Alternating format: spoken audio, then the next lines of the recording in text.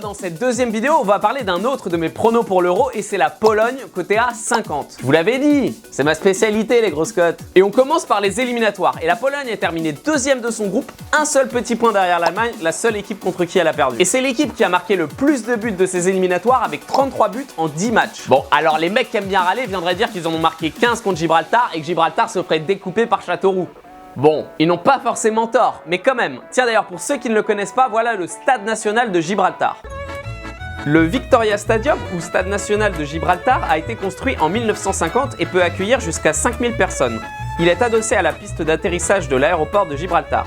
Possédant une pelouse artificielle, il n'a pas été autorisé par l'UEFA à accueillir les matchs à domicile de Gibraltar, qui a donc joué ses matchs à domicile à Faro dans un stade de 30 000 places situé à l'extrême sud du Portugal. À l'Euro, dans leur groupe, les Polonais feront face aux Ukrainiens, à l'Irlande du Nord et aux Allemands.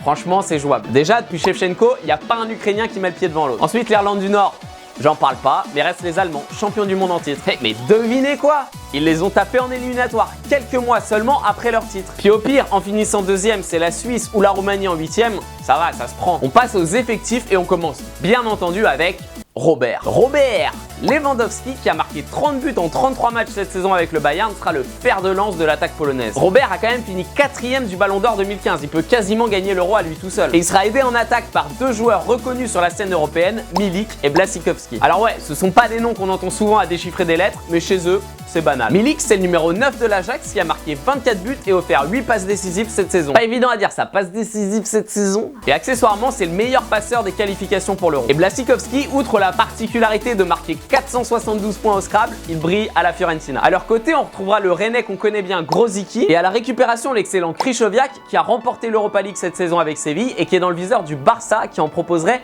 45 millions.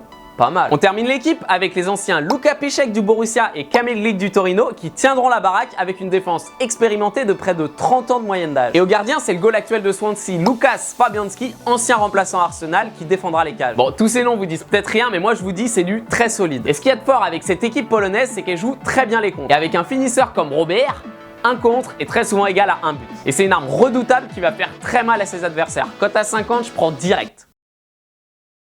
Merci d'avoir regardé la vidéo, lâchez-moi un like, partagez avec vos amis si ça vous a plu et moi je vous retrouve demain pour un nouveau prono. Ciao! Et c'était pas non plus des danseuses dans le groupe, il y avait quand même la Russie et la Suède. Zlatan a laissé gagner Autriche. Oui, bien sûr Zlat, bien sûr. Donc ça plante un peu le décor, tu sens que les mecs ils font pas le déplacement juste pour acheter l'album Panini. Ensuite, passons à l'effectif. On va commencer par la star, le joueur du Bayern, David Alaba, considéré comme le meilleur défenseur gauche du monde.